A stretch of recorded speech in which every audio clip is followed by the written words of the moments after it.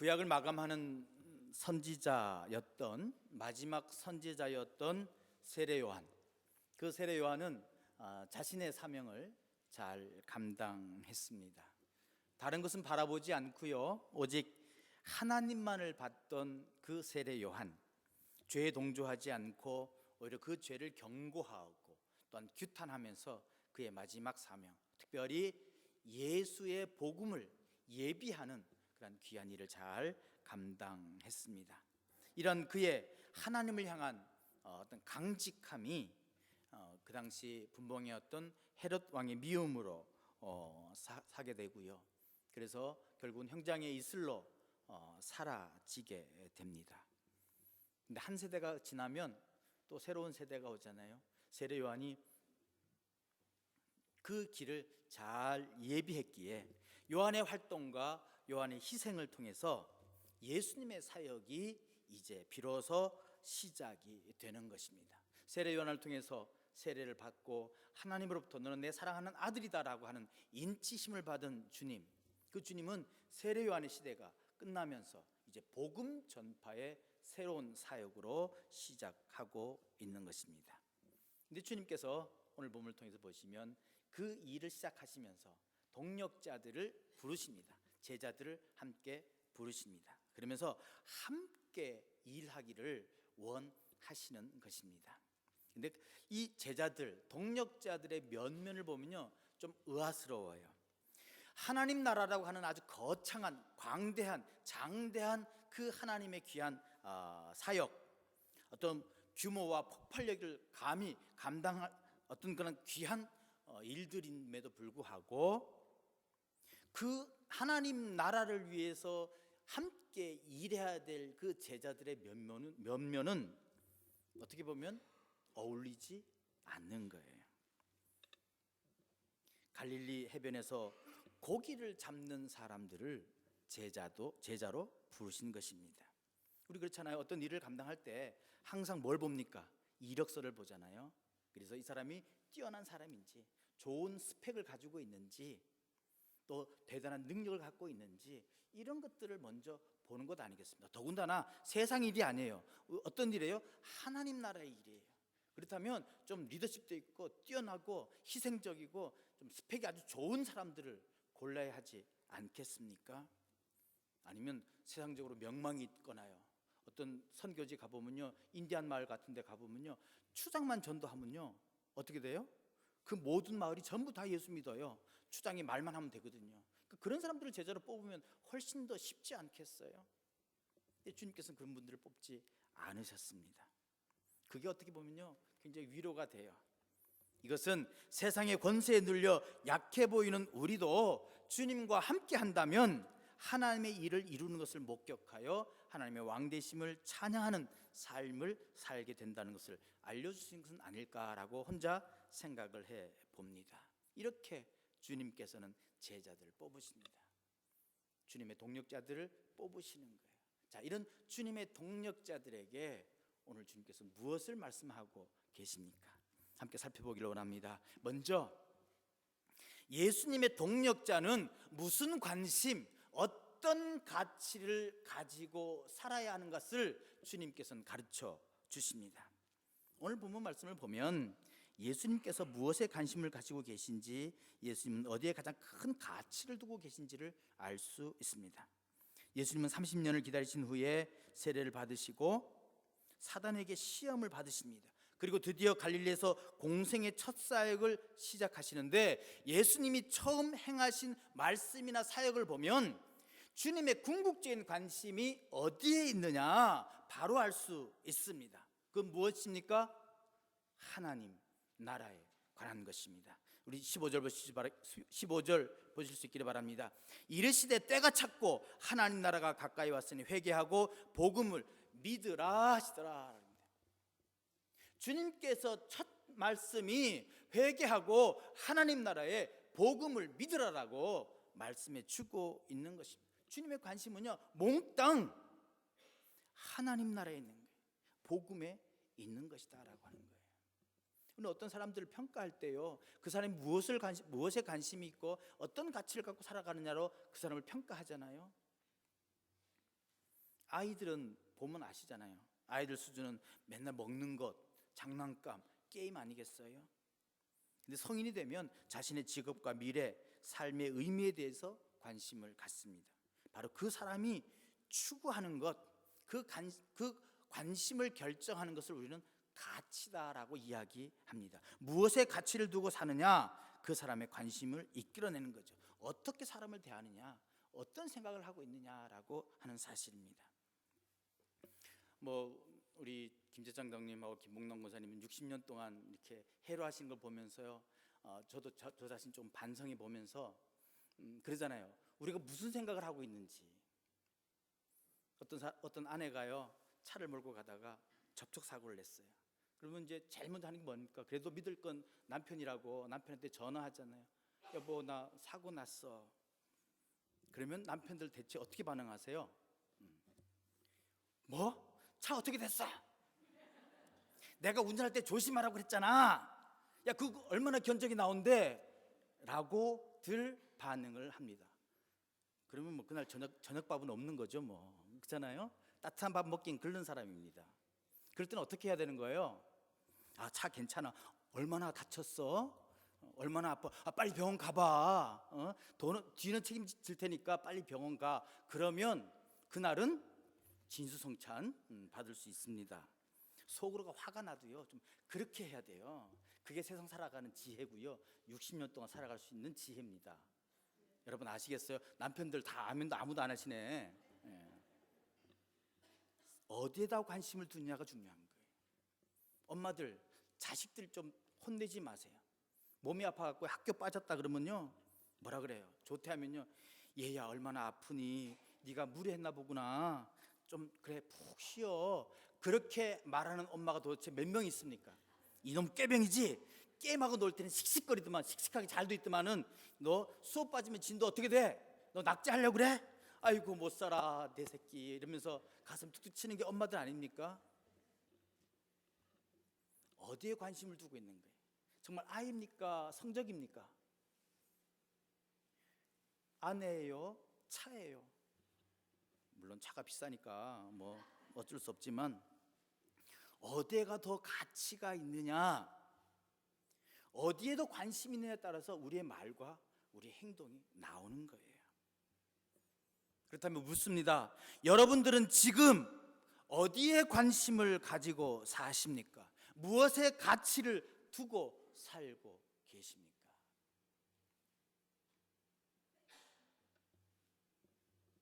주님의 최대의 관심은요, 그런 것 아니었어요. 오직 복음이었어요. 오직 하나님의 나라입니다. 여러분, 복음은 무슨 뜻입니까? 기쁜 소식이요, 복된 소식입니다. 헬라어로요, 이 복음이라고 하는 유앙겔리온입니다. 신약에만 76번이나 나옵니다. 그만큼 중요하다는 거예요. 원래 이 유앙겔리온이라는 말은요, 아무나 쓸 수는 없습니다. 황제에 관해서만 쓰는 단어입니다. 그래서 황제가 아들이 태어났다든가, 황제가 하는 일들, 황제 모든 일들이 기쁜 소식인 거예요.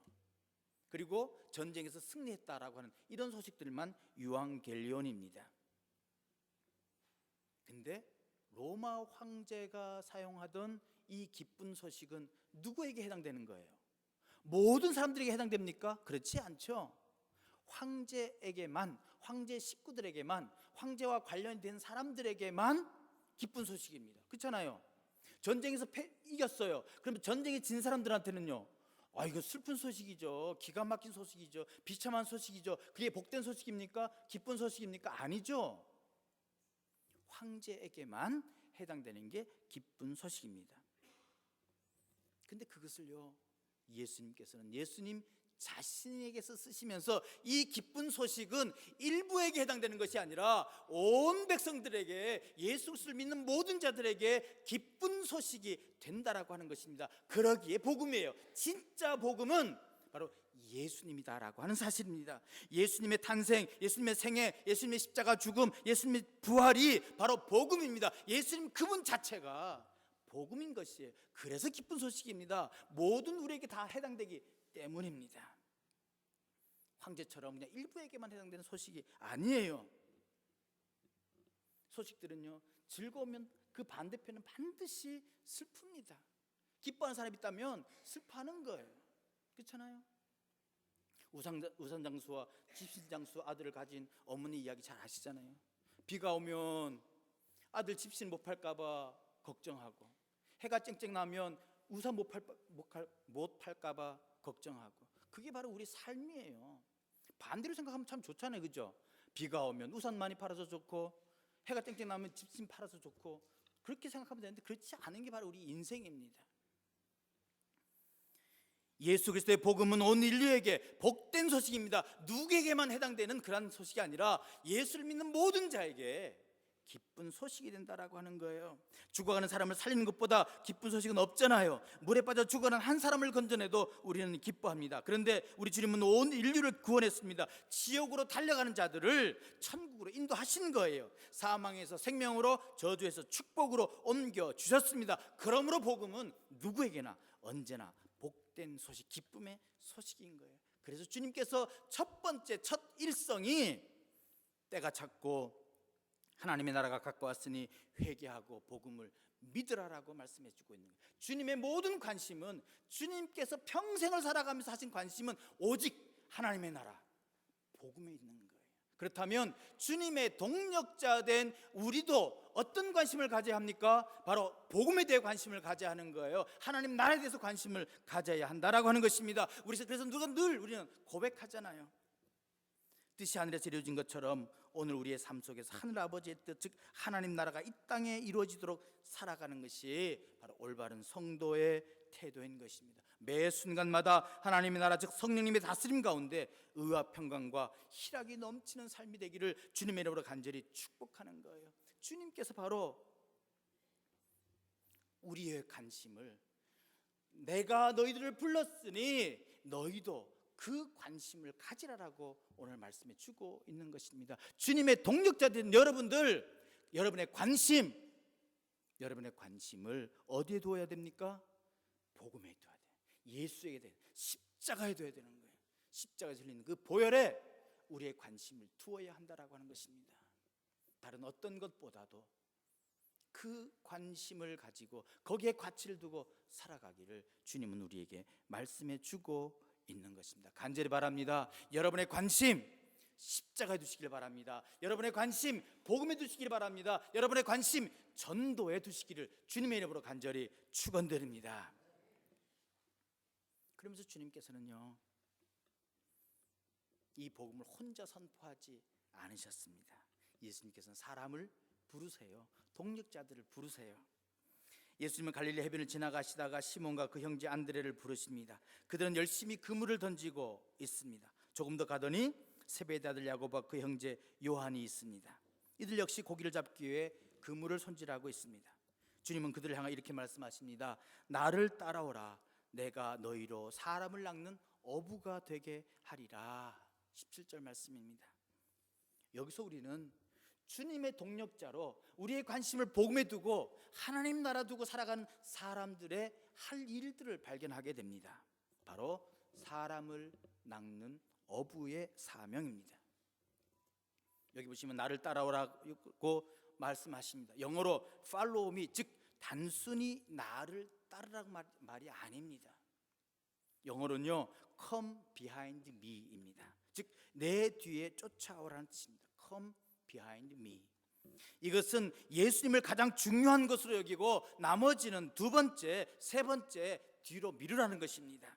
우리가 주님을 따르기 위해서는 지금까지 내가 소중하게 여기고 있던 것들, 내가 가치 있다고 생각하는 것들을 주님 뒤에 놓아야 한다는 것입니다. 내가 소중히 여기는 건강, 가족, 재물, 직업, 사업까지도 예수님 뒤에 놓아야 하는 거예요. 이것만은 절대 안 됩니다. 이런 거 주님 뒤에 놓지 않으면요 참된 믿음의 길을 걸어가기가 쉽지 않을 것입니다.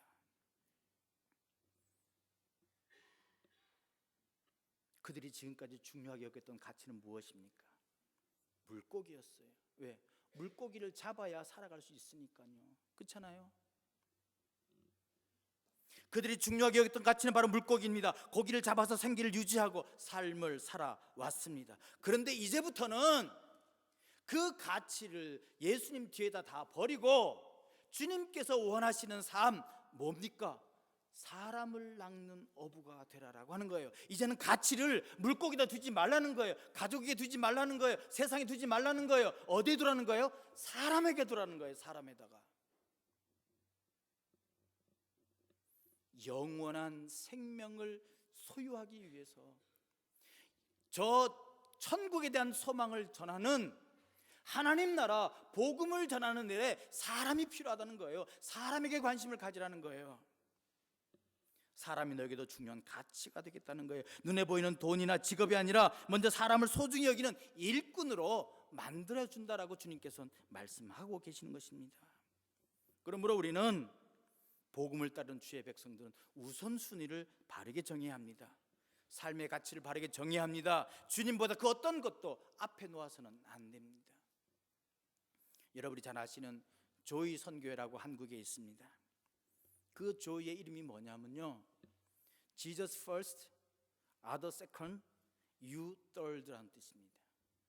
그 첫 마디를 따서 조이입니다. 이런 우선순위를 정하면 그 삶에 진정한 기쁨이 넘친다. 그래서 조이 선교회입니다. 하나님이 주시는 참된 평강과 기쁨을 맛볼 수 있는 거예요. 사람에게 가치를 두고요, 주님께서 원하시는 것이 무엇인지를 그 가치를 두고 주님 뒤를 따라갈 때 사람 낚는 어부가 되게 하신 그 사명을 기억하며 살아가면 주님께서는 우리에게 참된 기쁨과 평강을 주신다는 말씀입니다. 간절히 바랍니다. 복음에 관심을 두었다면 주님께서 우리에게 맡기신 사명, 사람을 낚는 어부가 되라고 하신 그 귀한 사명에 관심을 가지고 주님을 뒤따라가는 저와 여러분 되시기를 주님의 이름으로 간절히 축원드립니다. 마지막으로 주님의 부름을 받은 제자들은 어떻게 반응합니까? 즉각적으로 반응합니다. 18절 보십시오. 곧 그물을 버려두고 따르니라 라고 했습니다. 곧이란 말, 즉각적으로 반응했다는 것입니다. 여러분 보세요. 많은 제자들이요, 고민하지 않았습니다. 고민하지 않았어요. 주님께서 따라갔을 때는 전부 다 버려두고 즉각적으로 따랐다라고 하는 거예요. 순종이 바로 그런 거예요. 하나님께서 말씀하실 때 다른 이유 드는 게 아니에요. 예, 주의 종이 듣겠나이다 라고 하면 그 즉시 반응하는 거예요. 그리고 여기서 따른다라고 하는 말도 문자적인 뜻은요, 같은 길을 간다라고 하는 뜻입니다. 주님의 제자가 된다는 것은 그와 함께 길을 걷는 것입니다. 그 길은 십자가의 길이요, 고난의 길이고 험하고 좁아서 아무도 선뜻 나서지 않는 길입니다. 그러나 그와 함께 길을 걷는 자는 영원한 삶과 하나님의 영광에 참여하게 되는 것입니다. 주님의 부름을 받은 제자들, 자기의 직업이요 생계수단 그물을 버려두고 주님을 따릅니다. 심지어 아버지를 버려두고 주님을 따릅니다. 물론 직업과 가정, 부모가 중요하지 않다는 거 결코 아닙니다. 주님의 제자가 되기 위해서는 이처럼 우선순위를 바르게 정해야 한다는 것을 가르쳐주고 있는 것이죠. 베드로, 안드레, 야고보와 요한, 주님의 부르심에 즉각적으로 결단하고 행동합니다. 그들은 어부였습니다. 고기를 잡는 것이 직업적인 사람들이었습니다. 바다에서 혹은 호수에서 물고기를 잡는 사람들은 많습니다. 그러나 그 일을 취미로 하는 거 아니면 직업인가에 따라서 태도가 다릅니다. 그들의 미래가 달려있잖아요.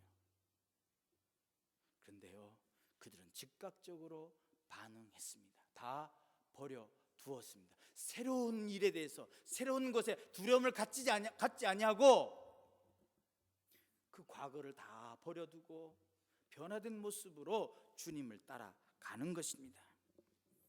그렇다고 해서 이들의 결단이 쉬웠다 이렇게 말씀드릴 수는 없습니다. 왜요? 그들이 전 생애를 다 버려야 하는 거기 때문에 그래요. 심지어는 가족, 부모까지 다 버려야 하잖아요. 이들은 새로운 분야를 개척하는데 자신들의 존재 이유를 두는 사람들이었습니다. 이 새로운 일이 진리를 추구하는 것임을 확신했을 때 이들은 과감하게 과거의 일들을 놓는 것을 두렵게 생각하지 않았던 것입니다. 오늘 우리는 주님의 부르심 앞에 어떤 반응을 보이고 있습니까? 우리에게 친히 찾아오셔서 십자가의 복음으로 우리를 하나님의 자녀로 삼아 주셨습니다. 우리에게 하나님 나라를 선물로 주셨습니다. 그리고 사람을 낚는 어부가 되어 복음을 전파하라는 명령을 하셨습니다. 주님은 우리를 부르시고 성령의 지혜와 권능을 주셨습니다. 그 능력을 가지고 세상에 나아가 복음의 증인으로 살 것을 명령하고 계십니다. 여러분, 주님의 동력자로 부르심을 받았습니다. 여러분, 어떻게 반응하시겠습니까? 말씀을 맺겠습니다. 주님이 가장 원하시고 기뻐하시는 일에 최고의 관심을 보이는 자가 좋은 일꾼이십니다. 주님의 소원을 이루어드리는 자가 주님의 참된 제자입니다. 주님의 몸된 교회의 일꾼, 바로 복음의 증인이라고 하는 그런 명령에 순종하는 자입니다. 아무리 다른 일을 잘해도 사람을 낚는 어부로서의 사명을 놓치면 안 될 것입니다. 주님은 오늘도 우리를 부르십니다. 주님의 최고의 관심은 생명을 살리는 일입니다. 잃어버린 영혼을 찾아 구원하는 일입니다. 그 주님의 소원을 이루어드린 자가 최고의 영광을 얻습니다. 최고의 칭찬을 받을 것입니다. 주님의 관심이 있는 곳에 나의 관심이 있어야 할 것입니다. 주님의 시선이 머무는 곳에 나의 시선이 멈추어야 합니다. 주님이 가라 하시는 그곳을 향해 우리는 움직여야 합니다. 주님이 원하시는 그것을 위해 내가 결단하고 반응해야 하는 것입니다. 간절히 바랍니다. 주님이 사람을 낚는 어부로 우리를 초청하고 계십니다. 바로 주님의 부르심에 응답하는 저와 여러분 되시기를 주님의 이름으로 간절히 축원드립니다. 주님께 주신 귀한 사명, 주님의 동력자로 부르신 귀한 사명을 잊지 아니하고 사람을 낚는 어부로 주님의 일을 감당하고 하나님 나라를 위해서 일하시는 그런 저와 여러분 되시기를 주님의 이름으로 간절히 축원드립니다. 함께 찬양드리겠습니다.